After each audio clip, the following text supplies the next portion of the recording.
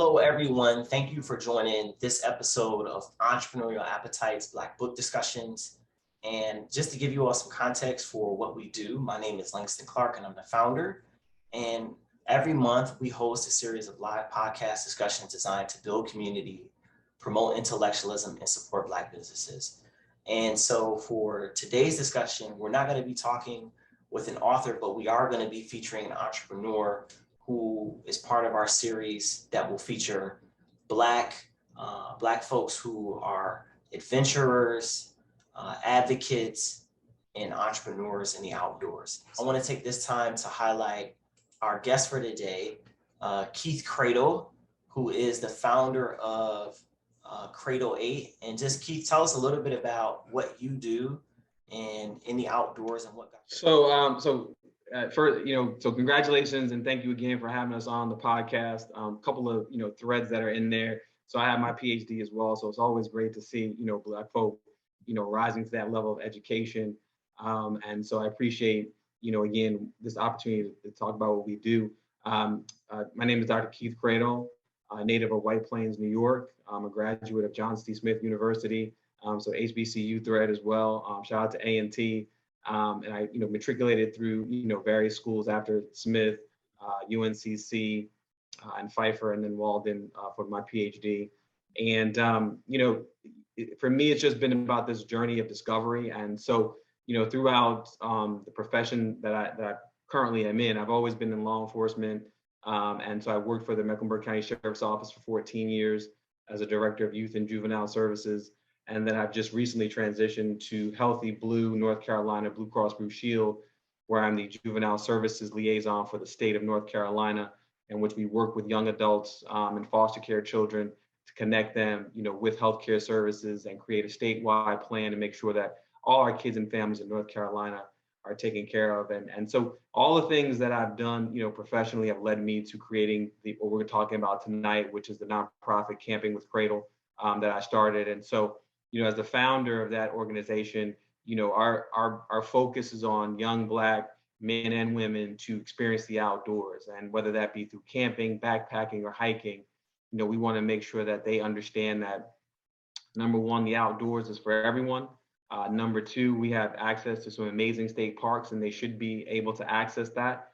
And number three, it teaches different kinds of relatable and life skills, when you're in the outdoors. And so, our motto is pack your gear, not your fear. And so we want to let people realize that it's not scary, to spend a night outside, in the woods. There's a lot of other things you should be afraid of. Spending the night outside, for 1 or 2 nights is not one of them. And so, we want to continue to get, again, young Black, brown, minority children, out into the outdoors to experience that. And we do that through a couple of different methods, like I said, whether that's backpacking, camping, or hiking, and it's no cost to any individual that goes along with us. Yeah, so I have one other business that I run, which is Crafted with Cradle, and that's a podcast focused on art here in Charlotte. So artists, art, and art institutions here in Charlotte. And so I'm on the board currently for the Mint Museum and a few other nonprofit organizations, but I've rolled off of other boards here, particularly cultural institutions in Charlotte. And so also I'm an avid art collector. And so one of the things that I recognized was that, a lot of other people weren't having those same conversations that I was having. And so my love of art, my love of wanting to expose artists to other people led us to create a podcast.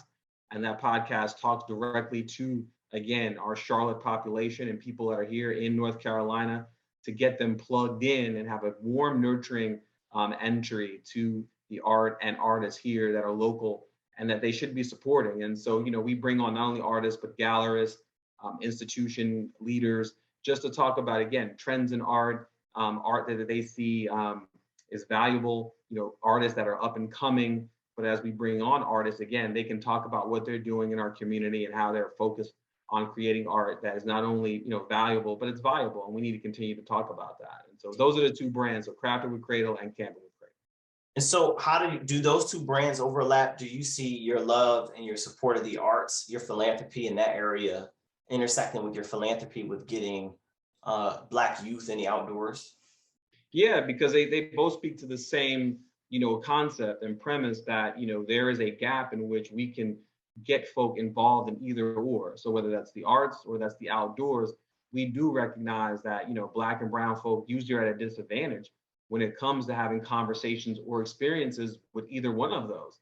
And so, the podcast and the camping create a small bridge to doing that. Now, will we touch everybody in Charlotte? Of course not. But, again, that, our mission is to serve whoever we come across. And so, through small waves, that's how, ripples create those waves. And as long as it's myself, other organizations that are out there, in our community that are doing similar things, we can all create the big wave that we're looking for. So yes, both of those audiences, whether one's looking for art and culture, the other's looking for outdoor and recreational based experiences, we're still talking about a population of folk who need to have it, that haven't traditionally had it or experienced it. And then the other side is how do you break down some of the barriers to access?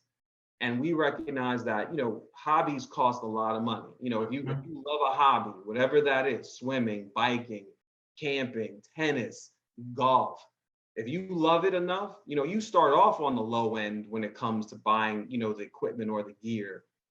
But eventually, if you want to get good, if you continue to love it, you start to ramp up in cost. And the outdoor industry is just like every other industry. That equipment, the good equipment, can cost you a lot of money.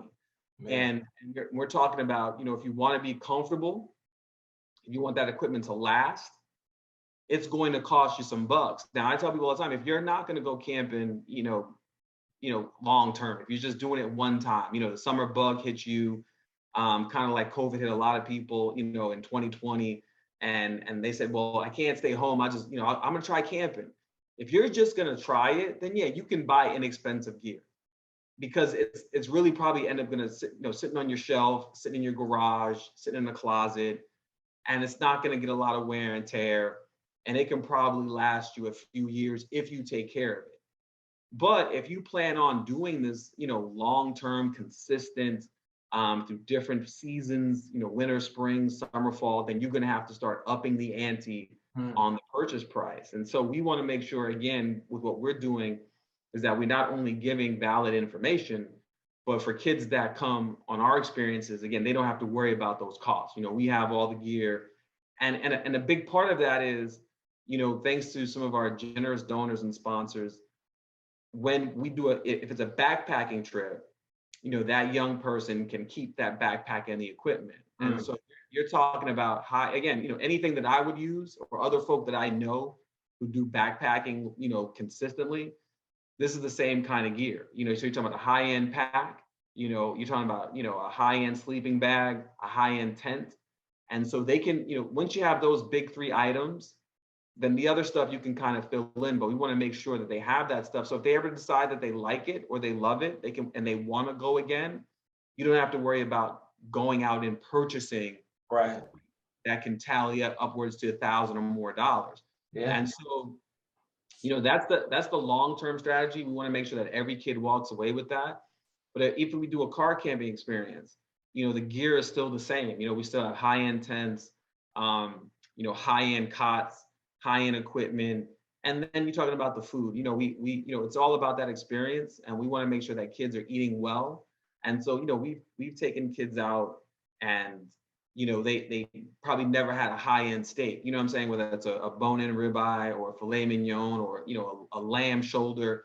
So we create meals, particularly on the last night, that give them that experience, of high-end dining, and saying, this is what other people, are experiencing, and we want you to experience that too. So the next time you're at a restaurant or you go out, you can say you've had that before. And so, it's really about, again, providing experiences and open up, that ideation that not only is the outdoors fun, but it can be enjoyable. I think about when you said the kids get to keep some of the gear. I think about how when I was a little kid and maybe you got a new gaming system, Super Nintendo came out, Nintendo 64, PlayStation 2, whatever. Sometimes they would give you the game. It might not have been like Madden, it might not have been the game you wanted, but they got you started with something. Yes. And so I think about like our kids, some of my research deals with, or I'm familiar with research dealing with like children getting outdoors and physical activity, and Black kids get more TV time than anybody else. And so I think it's amazing that you had this idea of giving them the starter pack that makes it easier for them to go outside and removing that barrier. Because I almost wonder, is the perception that going outside, let's say not even camping, the perception that going outside can be expensive, a barrier in and of itself when it doesn't take much to do that. Yeah, I mean, you're exactly right. So, we're all battling a lot of different things, as time and generations change. And so I'm 47. I was born in 1974, grew up in the 80s. And so first, one of the concepts is that so the 80s were big periods, for Black folk, for drugs and communities in the 80s. And we do our history, 80s, 90s. And so I came up in that concept that the first hit is free. And so once you get hooked, they're in. And that's why we offer the gear and we give folk that opportunity, because we want to give you the first hit for free. Yeah. And then you realize that this is cool, this is okay, and I want to be a part of it. The second thing is that, there are so many levels of access that you've got to navigate nowadays. And so for kids that are again, in my day, anybody who I know that's 40, let's say 30, 30 to 40 and up, they stayed outside all the time. You talk about gaming systems had come along. We had, I remember Activision, Nintendo, Sega, Atari, all these gaming systems were coming along, but the depth in which we played them wasn't where it is now. It wasn't. And so, even down to, cell phones and smartphones, those weren't around. And so the things that distracted you or could take your attention, we didn't have to compete with. Yeah. And the outdoors didn't have to compete with that. You wanted to go outside because you wanted to ride your bike, 20 miles and come back like, oh man, before the street light came on. Nowadays, you're dealing with a slew of kids, man, that have grown up indoors. And not to mention 2 years of a pandemic in which, we're recognizing that, folk are more comfortable away from folk to some extent. And now that things are starting to open back up, people are finding their sea legs and getting back to whatever it was they were doing before the pandemic hit. And so a part of what our conversation is that we don't want folk to lose that. You know what I'm saying? That, in that time, in that COVID period, people found some solace in the outdoors and said, well, if I can't go to the club, particularly for, for parents or children, they couldn't go to school. There were no after school activities. You had to figure out what we're going to do. And it felt like we went back to days where folk had to get outside. And so kids were more open to saying, you know what, I'll try that experience because I can't go anywhere else. The gym's not open, school's not open, all these things that you got used to aren't open. And so we've got to make sure, part of, what we're dealing with now is that, again, here we are, 2021, I don't know if it's post-COVID, but it's still whatever people want to label it. But folk, again, getting back out and realizing that, hey, I liked going to brunch. You know what I'm saying? And I missed it for 2 years. So let me just get back out there. And for parents who have children, they had them signed up, in some, after school or AAU program, football, basketball, whatever that was. And now they have the opportunity to get them back in there. And so you're battling all these other distractions, all these other great after school programs for kids and saying, hey, listen, this is an opportunity to keep it going. Here's an opportunity to do something different. And so, you're fighting against so many other things that young folk can be involved in. And even down to the point that some of them don't want to be involved in anything. Yeah. You know what I'm saying? It's like, yeah, I'm good. I don't want to do any of that, whether that's basketball or sleeping outside. They're finding themselves back in their zones, back in some of these comfort zones. We got to keep kind of, tug them back out of that. And some of that starts with the parents, because the parents ultimately, have those children. They know what those children are involved in. And so it takes that village mentality of parents recognizing that my child needs other kinds of experiences. And again, sports are great. You know what I'm saying? But there are other kinds of experiences. And we talk about the outdoors, we talk about the cultural based events, the arts, the museums.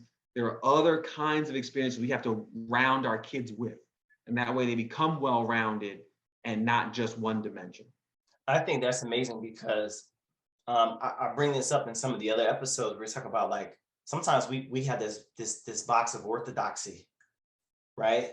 And camping isn't a Black thing, but football is, or basketball is. It is more than one way to get outside, and it doesn't necessarily have to be you playing a sport, right? It can be you being an enthusiast of the outdoors, hiking and camping, and all of those things. So I wonder if you can talk about like what is it like? Like, how do you see camping as a part of Black culture? So, I see camping as part of just the culture. You know what I'm saying? And so Black folk are a part of that.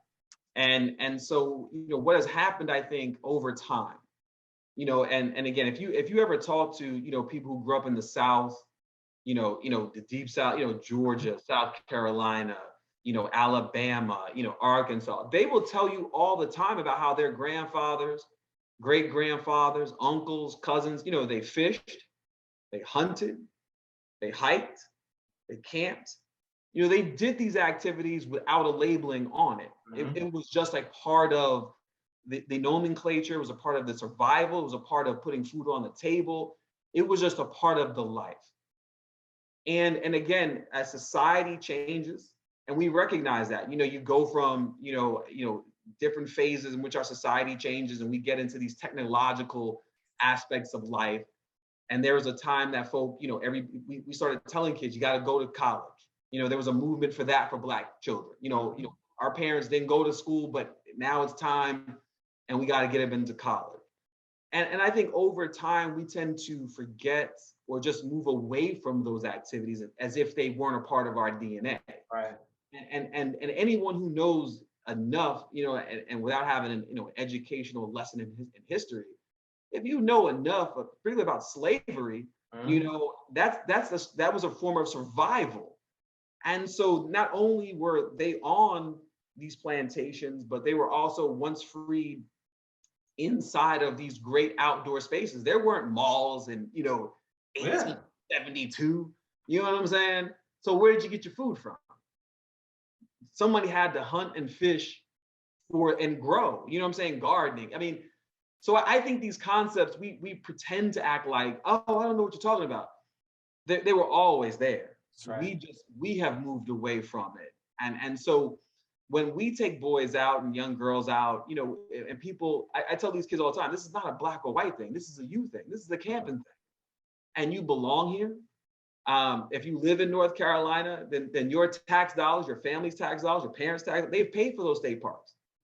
And they belong to you too. And you should be going to them. You should access them. You should be enjoying them just like everybody else.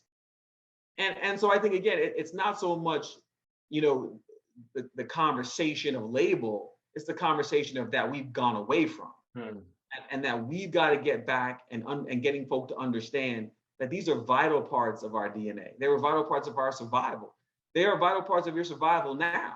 When we think about, again, a pandemic or anything else that may happen, in the next 20 years, when your power goes out in your house, most people freak out like, oh my God, the power's out. Okay, so what do? You know what I'm saying? And I'm quite sure most power outages, depending now on the scale of the natural, if it's a hurricane or something like that, we might be talking days, weeks, months. But if it's just, a rolling blackout or something, people freak out as if a couple of hours without power is going to kill you. Yeah. And you can see that based on the fact that people are not used to, again, not having. Camping, backpacking, it shows you through those experiences that you can make it through with minimal amount of stuff. That's right. And you're not going to die. You're going to eat. You're going to drink water. You're going to have all these same experiences. You're just not inside the roof and the structure of the home. And so, backpacking, camping teaches those same level of skills. So if there was a blackout in your house, you've got camping equipment that you can utilize, whether that, it's a propane stove, that is a cooler. If you've got stuff inside your refrigerator and you don't have, you have a generator or anything like that. So now what do you do with this food that's, in the freezer? You put it in a cooler, get some ice. Like this stuff is not hard, but people have gone so far away from it that they think like, oh my God, what are we going to do? And you're saying you literally have everything you need to keep it going for whether that's 5 hours, 5 days, simply by learning backpacking, camping, climbing, outdoor-based skills, even down to first aid. You know what I'm saying? Like if you cut yourself, break your ankle, whatever that is, there are first aid trainings that are taught that will get you through that moment. And so these are survival skills that a lot of folk just don't understand go along with. It's not just, oh, I'm sleeping outside, oh my God. You're learning how to survive in the event of. And here's one of the funny things I love hearing folk talk about and say is that I don't like bugs. And I say, well, you like sitting on your deck at night, right? What like what do you think is outside your deck and outside in nature? It's the same mosquitoes, it's the same gnats, the same spiders, the same lizards, the same snakes. I mean, it's like, come on, people. Yeah. You know, we will find an excuse if we want to, but we got to let go of those excuses. Yeah. So you talked about like our grandparents, maybe our great grandparents, maybe our parents being outside. And I don't mean just go outside and play, like you had to go hunt and get your food was typical for everybody. And I want you to talk about what was your introduction to the outdoors? Like how did Dr. Cradle become an outdoorist, an enthusiast for the outdoors? So for me, it started very early, man. You know, growing up in White Plains, New York, you know, which is, you know, upstate, and so you have access, you know, to a lot of, you know, the state parks that are in New York, whether that was Bear Mountain, you know, places in Valhalla. You know, you realizing that this is bigger than, you know, apple picking used to be, you know, I don't know if it should be huge in New York, but you know, apple picking was huge. So my mom would, you know, drive us, you know, further upstate. And you start seeing that, you know, while most folks think New York is just the city, Manhattan, Brooklyn, Bronx, you know, the boroughs, New York as a whole, as a state, is more forest, you know, than that city. Yeah. And so when people realize that, when you get outside of the city and you see that, you're like, wow, like that's interesting. And so my experiences led me to become a camp counselor. And so, you know, I had summer experiences as a camp counselor. And of course that came with, you know, the outdoor based experiences, you know, CPR training, lifeguard. I was a certified lifeguard, you know, all through high school. And so you're having these experiences like, okay, this is what's up. It didn't feel like anything else. It was like, you know, this is what we're doing. It was a great summer gig. But you're picking up again on all these great certifications and skills. And so I always enjoyed it. And so it was just something that I continued to do.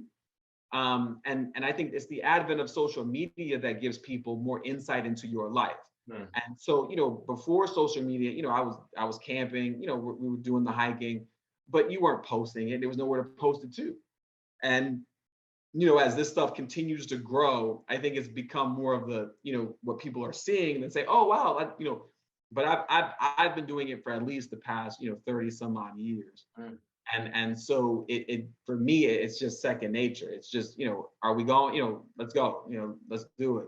And I've always loved it. I've always enjoyed it.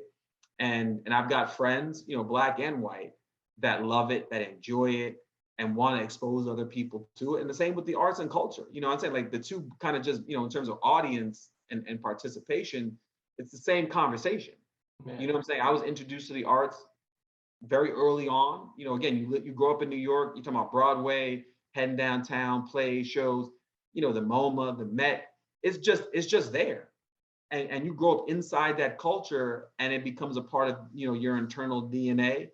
And so when I got to Charlotte, it was the same conversation. Well, where are the museums? You know, where do I go to, you know, see a show? You know, do I become, you know, a member of the Operas Guild? Whatever that is, you know, you start saying that's what I've always known. And I need to plug in wherever I am and help other people become a part of that fabric through conversation and experience. So we talked about like your introduction to like your personal origins and your connection to the outdoors. And I'm wondering if you could talk about how did Camping with Cradle get started, and what was it like navigating that during during COVID-19, during the height of it? Yeah. So, the idea came, by way of, again, my former job at the sheriff's office. And so in 2018, Sheriff McFadden won the election, and I was already working there. And he came and said, he said, Cradle, I'm gonna promote you, to the director of the division. And what ideas have you tried before that didn't get approval? And one of those ideas was a camping experience. Now, so you're talking about kids in detention, so they can't leave the detention center. But we had this huge indoor green space that was inside the facilities, encapsulated inside the facility. It was out, it was more of an outdoor space encapsulated inside the facility. And so I told him, I said, I would love to show these kids how to camp, to do some outdoor activities, inside that space that we have. And he said, go for it. And for me, once I sent the proposal up, to the chief and a few other people, I just was calling it a summer experience, just a summer camping experience.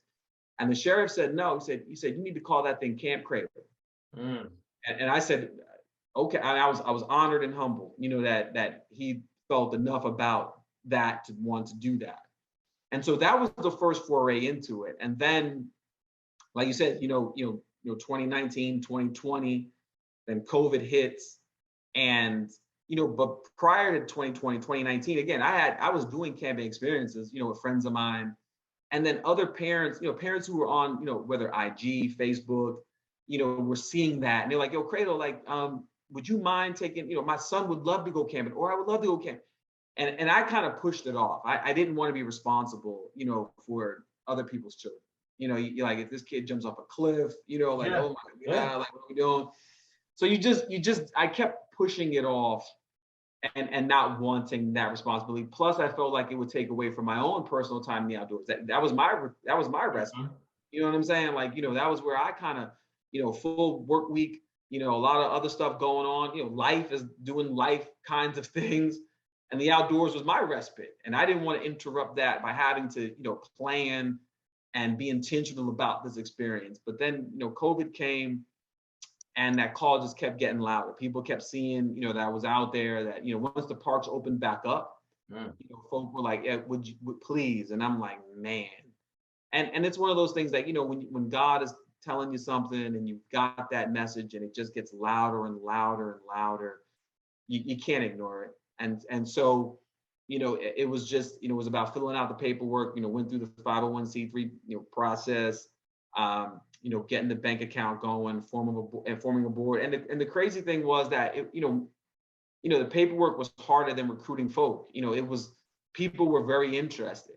And once I put it out there to friends of mine and say, hey, listen, I need some of you all who have had some hiking experiences, have gone out with me.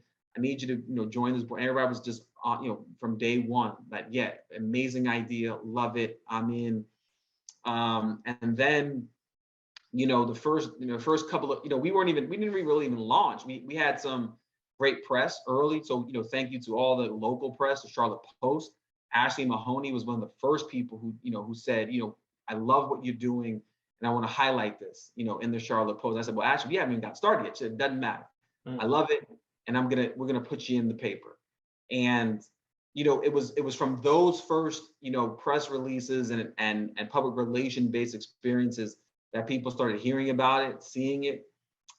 Other interviews followed, and again, we hadn't even started. And then all of a sudden, those donations started coming in, and that's when I knew it was real. That that people believed in the mission, the vision, and the opportunity to bless young folk with this chance and this experience to go camping and to be outside. And once those donations started coming in, we were able again to provide those experiences, particularly at no cost. We want to again eliminate one of those barriers, which is access. And so if you can provide things at no cost, people are more apt to do it. And here we were being able to do that through sponsorships, donations, and it just was an awesome, first year that we were able to get, about 25 kids out there, man, throughout those months, and give them, an amazing camping experience. And again, you're talking about out of the 25 kids, 20 of them were first time campers, had never slept outside before, never camped before. And here you are providing that experience. And then we ended the year, thanks to the city of Charlotte, with a grant, one of their Jumpstart grants. And so they were able to, pay for a winter camping experience. And so we were able to, rent 2 cabins, up at Hanging Rock State Park, get 6 young guys out there, again, a cabin, in the woods, 3 adult volunteers. And so we had an amazing experience to end the year off. And so, it's that kind of love that we've seen in our community, that people are saying that, this is needed. And we want to support it. And this year alone, the donations have been coming in steady. And we just want to thank everybody for, again, believing in the mission and the vision of what we're doing. And that money goes a long way, again, to providing an experience for a kid who's never backpacked, camped, or hiked before. And we're glad that we're that warm in to them doing it. And hopefully that it will, take root. And I say this all the time. If a kid tells me they love it, then I love it. If a kid tells me they hate it, I love that too. Because now it's not so much about the hate that they didn't like it. It's the fact they've had the experience and they can speak soundly to that experience, versus someone saying, have you ever camped before? Oh, no, I've never done that, but I hate it. Yeah. Well, you've never done it before. How do you know you hate it? Yeah. At least now, if you hated it, you can say, well, someone say, well, why do you hate it? Well, I went out on, September 21st, with some guys, and here's an educated answer, an informed answer to that question, versus, well, I've never done it. I just don't know. I just think I'm going to hate it. Yeah. Talk about, what I hope that there are people who are entrepreneurs or people who have the entrepreneurial spirit who listen to the podcast. And if you had to, I don't want to say this, if you had to write a strategy for how you leverage your experience being on these boards, making these social connections to get Camp Cradle to be what it is and what it's becoming, how would you explain that strategy to people? How you leverage the relationships that you build in a city to do the things that you want to do to make an impact on a society? Yeah, a couple of things. One, first and foremost, you got to show up. If you love something, if you like something enough, then there are tons of forums where that's happening. And so that means you've got to show up, and you've got to let people know that you're interested and you're vested. And through that, people will start to take note, and they will take an interest in you. And people don't buy ideas, they buy the person. And so when people see that you're vested, they see you're interested, you're all in, it's easy to get people to buy into that idea. Number 2 is consistency, man. A lot of people say they like something, and it really is just a wave or a fad for them. They see someone else doing it, and it's like, oh, I can do that too. I want to try that, and they do it once, and oh yeah, and then they're gone. Consistency will always rule the day. If you're always doing it and people can recognize that, then folk can again get on board. And so it's not a hard formula to follow. It's if you love something and like something enough, get involved, stay consistent, and then make the personal investment. People have to know you're personally invested before they invest in it as well. And so, that first year of camping with Cradle, that was my money. But that's what I wanted to do. It wasn't about, if we didn't get a donation, we were still going to do this. Yeah. Because I knew there were kids who needed that experience. And so a lot of times, we're always looking for the big payday. Everyone's trying, how do you monetize that? Sometimes, it ain't about all that. Yeah. It really is. If this is something that you're called to do, just go do it. And if money or monetization is to come, it will come. You don't have to force that. You don't have to fight for it. What's for you is going to be for you, and it will come. And it comes out of the love and respect you have for whatever it is that you say you do. A lot of times people might like something, but they don't respect the craft. Mm-hmm. They don't go out and study more about it. Don't read up on it. Don't go, practicing, practice, Yeah. like if you don't respect the craft, like there are days, even if I'm not going out, I practice putting up tents. I practice with gear. What can we, if I'm going just for a hike on, the Greenway, let me break in these shoes to see if they're going to be good enough. If I got to go on a 20 miler, you know what I'm saying? If they hurt after 2, just on the Greenway, people don't respect the craft enough because they're just thinking about monetization. How am I gonna get paid? Yeah. No, if you're all in on this, then you will respect that craft or that trade, and you will invest in yourself before others invest in you. So let me ask this question. I don't want to say that you have been able to convince people to give to you, because what I heard you say is that people saw the work that you were doing, and that they were convinced themselves to support what you were doing. So is it more difficult for you to get support for programming than it is for you to convince some folks to come and actually be participants? Like what's more difficult at this point? It's more difficult convincing folk to go. Mm. Because and not it's not odd, and it's not lost on me. Some of our bigger donors, some of our bigger patrons, they are white, because white people have always enjoyed camping, backpacking, RVing, water skiing, all these great outdoor activities. White people have enjoyed en masse for a long time. And so as the years change and society kind of melts itself, then they realize that, right, diversity in the outdoors really hasn't happened the way it should. And so when they see things like this, they understand it. They're like, oh, that's a no-brainer.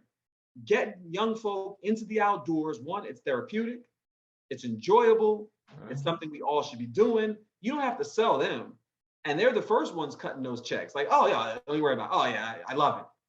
It's getting Black folk to say, hey, listen, put the PS5 down for a weekend. Don't go to brunch on, let's take your, it's convincing Black folk to do something different on a weekend that they just aren't used to doing.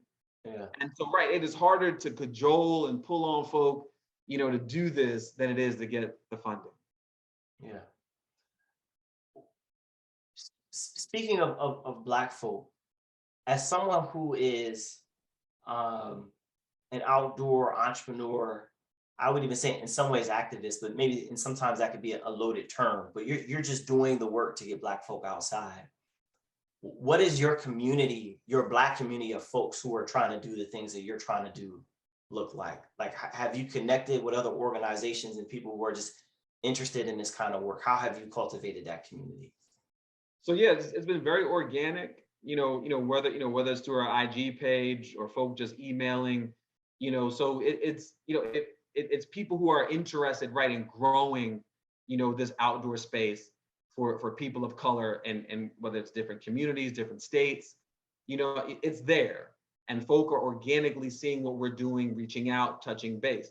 And so I would say, again, traditionally it's a lot more, white-based organizations, because they're the ones who've been doing it the longest, and that's no surprise. You shouldn't be surprised, at a company that's been in business for 30 years that can say, oh, I like what you're doing here. Here's a donation, of whether it's food, it's a check. They've been doing this that much longer. Black organizations, I would say, are probably within this, 7 to 1 year span of folk really doing it and getting it going and finding, each other. And what we've got to do, and we know this, Black folk traditionally, a lot of times we do this crab in the barrel thing. We don't want to, if I'm doing something, I'm not trying to put nobody else on because I want them to take away. Listen, first off, there's enough outdoor space in the United States of America that every Black organization that is trying to push and pull folk to get outdoors can survive and thrive. Secondly, you can't serve enough kids. Yeah. with one organization. And so folk have to realize that too, that there are so many different audiences, so many different levels, whether that's adult women, adult men, kids, it doesn't matter. There's enough of a population in this country, in the state of North Carolina, that people don't have to compete for people and feel like if I put somebody else on, it takes away. It doesn't. There's no way. There's no way. I love Camping with Cradle. There's no way we can service and serve every kid in Mecklenburg County. We can't do it. In terms of staffing alone, scope and scale, I can't do it. You need someone else to say, yeah, we're doing that too. Cool. Here's a group of kids that we couldn't do this weekend, but you got this week. Go ahead. The end result is we want everybody to be outside and enjoy the outdoors and have an experience. We all got to help get them there. And one organization, one body of folk can't do that by themselves. It's possible. That's right. So this leads to my next question. Let's say I'm a Black person who's interested in Black youth, or I'm a Black person who's interested in the outdoors. What is the best way for me to collaborate with you? So if people want to support what you're doing, they want to collaborate with what you're doing, how can they reach you to collaborate? Easiest way is just head to our website, campingwithcradle.org. All of our information is on there, whether that's contact, donation. So I tell people just go there, take a look at what we're doing. If it sparks any interest, just send us an email and we'll definitely get back. That's the easiest. Also, you can find us on our Instagram page at Camping with Cradle. So, those are the two fastest ways, the website or the social media page, and then just shoot us a DM, shoot us an email, whatever that is. You can find us, pretty easily. And again, even our donation page is on the website. And that's where most folk are submitting those donations. Thank you. So last question before we go, because I'm like a hardcore HBCU grad, like super hardcore. Can you talk about what your experience was like at Johnson C. Smith? And did any of those experiences help shape what you're doing now and how you were able to get integrated into the city of Charlotte to be able to do the philanthropic work that you're doing in the outdoors and in the arts? Yeah, I mean, I will always love Johnson C. Smith University. I mean, for what it did for me in terms of coming to Charlotte as a teenager and then matriculating through, to graduation and becoming a young adult. A lot of those formative years spent again on a campus with just Black folk. You know what I'm saying? Young scholars, people that I can see today, 30 years later, 25 years later, who are doing amazing things here in Charlotte.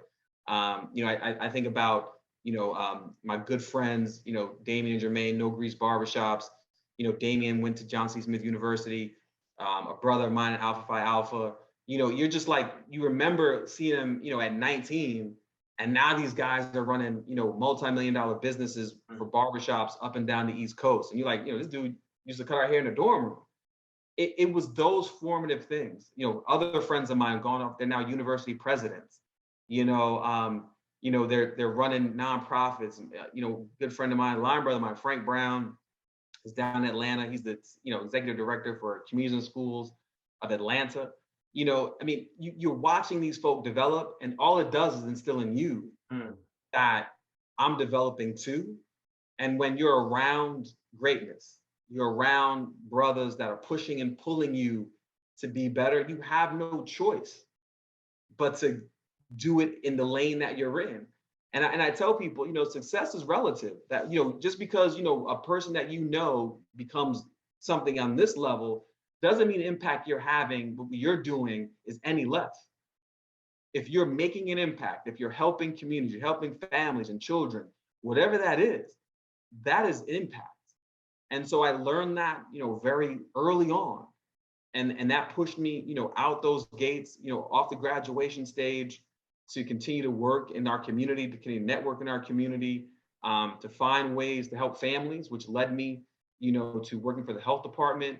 And when I got to the health department, I was working, in health promotions, and we were doing community-based programs that we're helping, young families find not only healthcare services, but advocacy, resources that they could use to continue, to not only thrive and survive in our community, but that also pushed me into meeting elected officials, other people, because that's who you had to talk to. Hey, listen, we got this community. Aren't you, District 1 rep of, oh, okay, cool. This is what, and those experiences led me to networking, and continue to have conversations and dialogue.